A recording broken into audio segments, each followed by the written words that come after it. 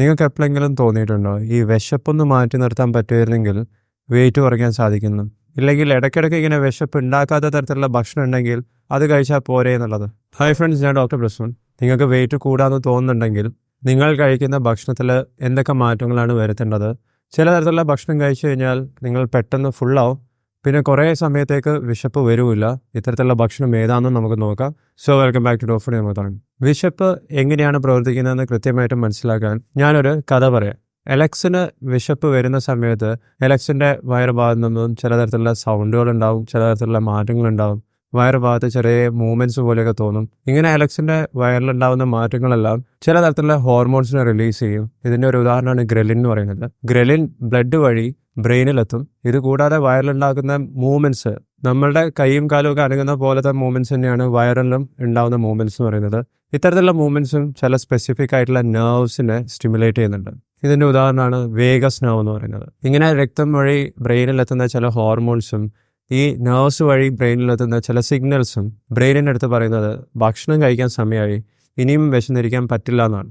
അപ്പോൾ ബോഡീൻ്റെ ബാക്കിയുള്ള പാർട്സിനെയൊക്കെ കൺട്രോൾ ചെയ്യുന്ന ബ്രെയിനിന് ഭക്ഷണം തേടാനും ഭക്ഷണം കഴിക്കാനും ഉള്ള സിഗ്നൽസ് പിന്നീട് ബ്രെയിനാണ് കൺട്രോൾ ചെയ്യുന്നത്. ഇനി ഭക്ഷണം കഴിച്ചു തുടങ്ങി കഴിഞ്ഞാലും വയറ് ചെറുതായിട്ട് എക്സ്പാൻഡ് ചെയ്യും. അലക്സിൻ്റെ വയറ് ചെറുതായിട്ട് എക്സ്പാൻഡ് ചെയ്യുന്നതിനനുസരിച്ച് തന്നെ മറ്റു തരത്തിലുള്ള ഹോർമോൺസ് റിലീസ് ചെയ്യും. ഇതിൻ്റെ ഉദാഹരണമാണ് കോളിസിസ്റ്റോകൈനിൻ, ലെപ്റ്റിൻ, ഇൻസുലിൻ. ഇത് കൂടാതെ അലക്സിൻ്റെ വയറ് സ്ട്രെച്ച് ചെയ്യുന്നതിനനുസരിച്ച് മറ്റു തരത്തിലുള്ള നെർവ് സിഗ്നൽസും ബ്രെയിനിൽ എത്തുന്നുണ്ട്. ഈ സിഗ്നൽസൊക്കെ ബ്രെയിനിൻ്റെ അടുത്ത് ഒരു കാര്യമാണ് പറയുന്നത്, ഭക്ഷണം കിട്ടി തുടങ്ങിയിട്ടുണ്ട്, ഇനി എത്ര ഭക്ഷണം കഴിക്കണം, വയറ് ഫുള്ളായി തുടങ്ങി. ഇതിനെയാണ് സെറ്റിയേഷൻ എന്ന് പറയുന്നത്. ഈ ഒരു കാര്യമാണ് എത്ര ഭക്ഷണമാണ് എലക്സ് കഴിക്കേണ്ടത് എന്നുള്ള കാര്യം നിർണ്ണയിക്കുന്നത്. ഇങ്ങനെ വയറ് സ്ട്രെച്ച് ചെയ്ത് ഒരു പോയിന്റ് എത്തുന്ന സമയത്ത് ബ്രെയിനിൻ്റെ തന്നെ ഹങ്കറും എപ്പറ്റൈറ്റും ഒക്കെ കൺട്രോൾ ചെയ്യുന്ന ഒരു ഭാഗമാണ് ഹൈപ്പോതലാമസ് എന്ന് പറയുന്നത്. ഹൈപ്പോതലാമസിന് മനസ്സിലാവും ഇനി ഭക്ഷണം കഴിക്കേണ്ട ആവശ്യമില്ല, ഇപ്പോഴത്തേക്കുള്ള ഭക്ഷണം കിട്ടിയിട്ടുണ്ട്, വയറ് ഫുള്ളായിട്ടുണ്ടെന്നുള്ള മനസ്സിലാവും. ഈ ഒരു ഫുൾനെസ്സിനാണ് സെറ്റൈറ്റി എന്ന് പറയുന്നത്. വിശപ്പ് അഥവാ ഹങ്കറും എപ്പറ്റൈറ്റും തമ്മിൽ വ്യത്യാസമുണ്ട്. വിശപ്പും എപ്പറ്റൈറ്റും സെറ്റൈറ്റിയും കുറച്ചും കൂടി ഡീറ്റെയിലിൽ നിങ്ങൾക്ക് മനസ്സിലാക്കണമെങ്കിൽ ഇതിനു മുമ്പേ ഒരു 15 മിനിറ്റിൻ്റെ വീഡിയോ ഞാൻ പബ്ലിഷ് ചെയ്തിട്ടുണ്ട്. വീഡിയോൻ്റെ ലിങ്ക് നിങ്ങൾക്ക് കാർഡ്സിലും ലൈക്ക് ബട്ടൻ്റെ താഴെയും കാണാം. ഈ വീഡിയോ കണ്ടതിന് ശേഷം ആ വീഡിയോ കൂടി തീർച്ചയായിട്ടും കാണണം. ഇനി ഭക്ഷണമൊക്കെ കഴിച്ചു കഴിഞ്ഞാൽ അലക്സിന് അടുത്ത ഭക്ഷണം കഴിക്കുന്ന വരെയുള്ള സമയം, ഈ ഒരു ടൈം, അതായത് ബിറ്റ്വീൻ മീൽസിലുള്ള സമയം, അത് എത്ര നീണ്ടു പോകുന്നുള്ളത് പല ഹോർമോൺസും അലക്സിൻ്റെ മെറ്റബോളിക് കണ്ടീഷൻസും എന്ത് തരത്തിലുള്ള ഭക്ഷണമാണ് അലക്സ് കഴിച്ചതിരിക്കുന്ന പല കാര്യങ്ങളെ നോക്കിയിട്ടാണ്. ഇവിടെ വർക്ക് ചെയ്യുന്ന ചില ഹോർമോൺസിൻ്റെ എക്സാമ്പിളാണ് GLP-1, കോളിസിസ്റ്റോകൈനിൻ.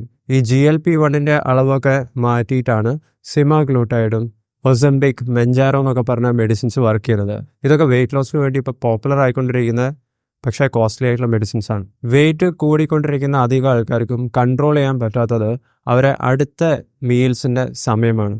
ഇടയ്ക്കിടയ്ക്ക് ഭക്ഷണം കഴിക്കാൻ തോന്നും, കാരണം അവർ കൂടുതൽ സമയം ഫുള്ളായിട്ട് നിൽക്കില്ല. ഇതിൻ്റെ ഒരു പ്രധാന കാരണം അവർ ചൂസ് ചെയ്യുന്ന ഭക്ഷണമാണ്. പെട്ടെന്ന് ദഹിക്കുന്ന തരത്തിലുള്ള ഫാസ്റ്റ് ആയിട്ടുള്ള കാർബോഹൈഡ്രേറ്റ്സ് ഒക്കെ കഴിച്ചു കഴിഞ്ഞാൽ ഇടയ്ക്കിടയ്ക്ക് ഭക്ഷണം കഴിക്കേണ്ടി വരും. ഇതിന് പകരം നമുക്ക് സയൻസ് ഉപയോഗിച്ച് പലതരത്തിലുള്ള ഹെൽത്തി ആയിട്ടുള്ള ഫുഡ് ചൂസ് ചെയ്യാം. ഇത്തരത്തിലുള്ള ഭക്ഷണം കഴിക്കുന്നതിനനുസരിച്ച് കൂടുതൽ സമയം ഫുൾനെസ് ഉണ്ടാവും. അതുകൊണ്ട് തന്നെ ഭക്ഷണം കഴിക്കുന്നതിൻ്റെ അളവ് കുറയ്ക്കാൻ സാധിക്കും. ഏകദേശം നമ്മളെ ബ്രെയിനിനെ വേണമെങ്കിൽ ഒരു തരത്തിൽ ഹാക്ക് ചെയ്യാമെന്ന് പറയാം, പക്ഷേ ഇതൊരു ഹെൽത്തി ആയിട്ടുള്ള ഹാക്കിംഗ് ആയിരിക്കും. ഇനി ഇത്തരത്തിലുള്ള ചില ഇന്ത്യൻ ഫുഡിൻ്റെ എക്സാമ്പിൾസും കൂടി പറയാം. ഒന്ന്, പരിപ്പിൻ്റെ സൂപ്പ് ഉണ്ടാക്കുന്നതാണ്. പരിപ്പ് എന്ന് പറഞ്ഞാൽ ഒറ്റ തരത്തിലുള്ള പരിപ്പല്ല, നിങ്ങൾക്ക് ചെറുപയറോ വൻപയറോ ലെൻറ്റിൽസ് ഏത് വേണമെങ്കിലും ഉപയോഗിക്കാം. ഇതിൽ ആവശ്യത്തിൽ കാർബോഹൈഡ്രേറ്റ്സ് ഉണ്ട്, ഫൈബർ ഉണ്ട്, പ്രോട്ടീനും അടങ്ങിയിട്ടുണ്ട്. നമുക്ക് അധികം ആൾക്കാർക്കും ഭക്ഷണത്തിലൂടെ കിട്ടുന്ന പ്രോട്ടീൻ്റെ അളവാണ് കുറവുള്ളത്. പോരാത്തതിന് ഇത്തരത്തിലുള്ള സൂപ്പ് കുടിച്ചു കഴിഞ്ഞാൽ കുറേ സമയത്തേക്ക് പിന്നെ വിശപ്പ് വരുമില്ല. രണ്ടാമത്തെ എക്സാമ്പിളാണ് ചന മസാല. കുറച്ച് വലുപ്പമുള്ള കടലയാണ് ചന കടല എന്ന് പറയുന്നത്. ഇതിൻ്റെ കൂടെ നിങ്ങൾക്ക് ഹോൾ ഗ്രെയിൻസ് കഴിക്കാം, അല്ലെങ്കിൽ വെജിറ്റബിൾസ് സാലഡ് രൂപത്തിലോ ബോയിൽ ചെയ്തിട്ടോ ഹാഫ് കുക്ക് ചെയ്തിട്ടോ കഴിക്കാവുന്നതാണ്. ഇതിലുള്ള കോംപ്ലക്സ് കാർബോഹൈഡ്രേറ്റ്സും പ്രോട്ടീൻ്റെ അളവ് കൂടുന്നതിനനുസരിച്ച് നിങ്ങളുടെ സ്റ്റൊമക്ക് കൂടുതൽ സമയം ഫുള്ളായിട്ട് തന്നെ നിലനിർത്താനും സാധിക്കും. നിങ്ങൾക്ക് ആവശ്യമുള്ള വൈറ്റമിൻസും മിനറൽസും ഫൈബറൊക്കെ കിട്ടുകയും ചെയ്യും. മറ്റൊരു ഭക്ഷണം നിങ്ങൾക്ക് ട്രൈ ചെയ്യാൻ പറ്റുന്നതും അത്യാവശ്യം നല്ല ടേസ്റ്റ് ഉള്ളതും കീമോൻ്റെ ഉപ്പുമയാണ്. ഇതിലെ ഫൈബറിൻ്റെ അളവും കൂടുതലാണ്. ഇതിൻ്റെ കൂടെ കുറച്ച് നട്ട്സും കൂടി ഉപയോഗിക്കുകയാണെങ്കിൽ സാധാരണ ഉപ്പുമാവിനേക്കാളും നിങ്ങളുടെ വെയിറ്റ് കുറയ്ക്കാൻ ഇത് നിങ്ങളെ ഹെൽപ്പ് ചെയ്യും. ഇന്നത്തെ വീഡിയോയിൽ ഞാൻ പറയുന്ന പല റെസിപ്പീസും നിങ്ങൾക്ക് യൂട്യൂബിൽ തന്നെ കാണാം. പനീർ ബുർജി അടുത്തൊരു എക്സാമ്പിളാണ്. പനീറിൽ പ്രോട്ടീൻ്റെ അളവ് കൂടുതലാണെന്ന് എല്ലാവർക്കും അറിയാം. ഇത് ചപ്പാത്തീൻ്റെ കൂടെ കഴിക്കുകയാണെന്നുണ്ടെങ്കിൽ നിങ്ങൾക്ക് ആവശ്യത്തിന് കാർബോഹൈഡ്രേറ്റ്സും കിട്ടും, ഫൈബറും കിട്ടും, പ്രോട്ടീനും കിട്ടുന്നുണ്ട്. പനീറിൻ്റെ ടേസ്റ്റും അധികം ആൾക്കാർക്കും ഇഷ്ടപ്പെട്ടതുമാണ്. അടുത്ത എക്സാമ്പിൾ റാഗീനെ കൊണ്ടുണ്ടാക്കുന്ന ദോശയാണ്. അല്ലെങ്കിൽ ഇതിന് പകരം പസാട്ട് ഉണ്ടാക്കാം, ചെറുപയർ കൊണ്ട് ഉണ്ടാക്കുന്ന ദോശ. എനിക്കിത് രണ്ടിൻ്റെയും ടേസ്റ്റ് വളരെയധികം ഇഷ്ടമാണ്. ഇത് നിങ്ങൾക്ക് സാമ്പാറിൻ്റെ കൂടെ കഴിക്കാം, ചട്നീൻ്റെ കൂടെ കഴിക്കാം. നിങ്ങൾ വെജിറ്റേറിയൻ ആണെന്നുണ്ടെങ്കിൽ ഈ 2 ഡിഷും തീർച്ചയായിട്ടും ട്രൈ ചെയ്യണം. നിങ്ങൾക്ക് വെജിറ്റബിൾ പുലാവ് ഉണ്ടാക്കാം, പക്ഷെ നിങ്ങൾ ഉപയോഗിക്കുന്ന റൈസിൻ്റെ ക്വാണ്ടിറ്റി ശ്രദ്ധിക്കണം. ബ്രൗൺ റൈസ് ഉപയോഗിക്കുകയാണെങ്കിൽ കുറച്ചും കൂടി നല്ലതാണ്. ബ്രൗൺ റൈസ് ഉപയോഗിച്ചാൽ ടേസ്റ്റ് കുറയും. ഇതിൻ്റെ കൂടെ ചിക്ക് പീസോ ഗ്രീൻ പീസോ കോളിഫ്ലവർ ആവശ്യത്തിന് വെജിറ്റബിൾസ് ഇട്ട് കഴിഞ്ഞാൽ ടേസ്റ്റ് നമുക്ക് കൂട്ടാനും സാധിക്കും. കുറേ സമയത്തേക്ക് ഫില്ലിങ് വരും. മറ്റൊരു ഫുഡാണ് ഓട്സിൻ്റെ ഇഡ്ഡലി. ഇത് നിങ്ങൾക്ക് ബ്രേക്ക്ഫാസ്റ്റിനും കഴിക്കാം, ഡിന്നറിനും കഴിക്കാം. ഓട്സിൽ ഫൈബർ കണ്ടൻറ്റ് ആവശ്യത്തിനുണ്ട്, ഗ്ലൈസമിക് ഇൻഡെക്സ് കുറവാണ്. ഇതിൻ്റെ കൂടെ സാമ്പാറോ ചട്നിയോ ഉപയോഗിക്കുന്നതിനനുസരിച്ച് നിങ്ങൾക്ക് കൂടുതൽ സമയം ഫുൾനെസ് മെയിൻറ്റെയിൻ ചെയ്യാൻ സാധിക്കും. മറ്റൊരു ഫുഡ് നിങ്ങൾക്ക് ട്രൈ ചെയ്യാവുന്നത് സ്പ്രൗട്ട് സാലഡാണ്. ഇതിൻ്റെ കൂടെ സീരിയൽസോ അതായത് ധാന്യങ്ങളൊന്നും ഉപയോഗിക്കുന്നതിന് പകരം വെജിറ്റബിൾസ് ആഡ് ചെയ്യാം. ചെറിയൊരു നാരങ്ങയും കൂടിയും ആഡ് ചെയ്യുകയാണെങ്കിൽ ഫ്ലേവർ നിങ്ങൾക്ക് കൂട്ടാൻ സാധിക്കും. ആവശ്യത്തിന് ഫൈബറും കിട്ടും, ഹെൽത്തി ഫാറ്റ്സും കിട്ടും, കൂടുതൽ സമയം വിശക്കാതെ നോക്കാനും സാധിക്കും. ഏതൊക്കെ പയറുവർഗ്ഗങ്ങളാണ് മുളപ്പിക്കേണ്ടതെന്ന് ചോദിച്ചാൽ ചെറുപയറാവാം, രാജ്മ നല്ലതാണ്, കടല നല്ലതാണ്. നിങ്ങൾ കഴിക്കുന്ന ഭക്ഷണം അത് രാവിലത്തെ ബ്രേക്ക്ഫാസ്റ്റ് ആവട്ടെ, ഉച്ചയ്ക്ക് കഴിക്കുന്ന ചോറാവട്ടെ, ഈവനിങ് കഴിക്കുന്ന ഡിന്നർ ആവട്ടെ, ആദ്യം നിങ്ങൾ കഴിയുന്നതും പച്ചക്കറികളോ അല്ലെങ്കിൽ ഫൈബർ കൂടുതലുള്ള ഭക്ഷണം കഴിക്കാൻ ശ്രമിക്കുക. ഇങ്ങനെ ഫൈബർ കൂടുതലുള്ള ഭക്ഷണം ആദ്യം കഴിച്ചതിന് ശേഷം നിങ്ങൾ സാധാരണ കഴിക്കുന്ന ഭക്ഷണം കഴിക്കുകയാണെങ്കിൽ നിങ്ങൾക്ക് തുടക്കം തന്നെ ഫില്ലിംഗ് ആവും, സെറ്റായിട്ട് നിങ്ങൾക്ക് നേരത്തെ തന്നെ കിട്ടുകയും ചെയ്യും. അതുകൊണ്ട് തന്നെ സാധാരണ കഴിക്കുന്ന ഭക്ഷണത്തിൻ്റെ ക്വാണ്ടിറ്റി കുറയ്ക്കാൻ സാധിക്കും. ഇത്രയും നേരം ഞാൻ പറഞ്ഞത് അധികവും വെജിറ്റേറിയൻ ഭക്ഷണമാണ്. നിങ്ങൾക്ക് ഇതിൻ്റെ കൂടെ വേണമെങ്കിൽ നോൺ വെജ് ഫുഡും ആഡ് ചെയ്യാം.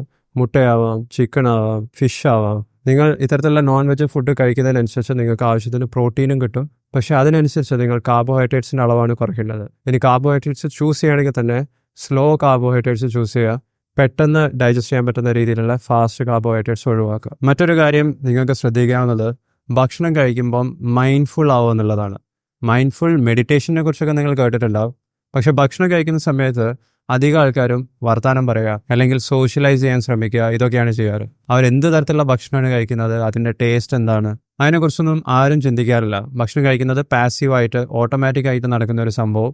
ഭക്ഷണം കഴിക്കുന്ന സമയത്ത് ഫോണിൽ നോക്കുക, വർത്തമാനം പറയുക, ഇങ്ങനത്തെ കാര്യങ്ങളൊക്കെയാണ് ആക്റ്റീവായിട്ടും ഭക്ഷണം കഴിക്കുന്ന സമയത്ത് അധികം ആൾക്കാരും ചെയ്യാറ്. ഇതിന് പകരം നിങ്ങൾ ഭക്ഷണം കഴിക്കുന്ന സമയത്ത് മൈൻഡ്ഫുൾ ആവുകയാണെന്നുണ്ടെങ്കിൽ, നിങ്ങൾക്ക് ഭക്ഷണം കഴിക്കുന്നതിൽ ശ്രദ്ധിക്കാൻ പറ്റുന്നുണ്ടെങ്കിൽ, ഫോക്കസ് ചെയ്യാൻ പറ്റുന്നുണ്ടെങ്കിൽ നിങ്ങൾക്ക് ഭക്ഷണത്തിനെ ആസ്വദിക്കാൻ സാധിക്കും.